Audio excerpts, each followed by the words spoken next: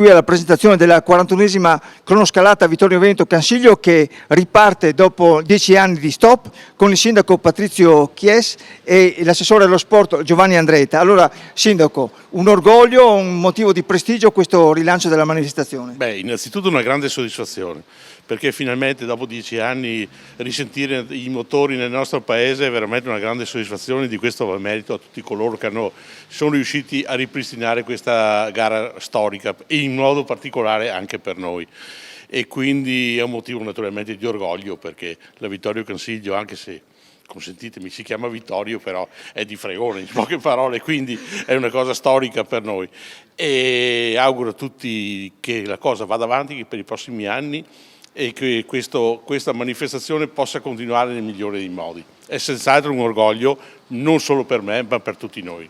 Assessore allo sport Giovanni Andretta, ecco, il sindaco ha detto l'orgoglio del territorio, della municipalità, e tra l'altro il prossimo anno qui arriveremo al secolo di vita.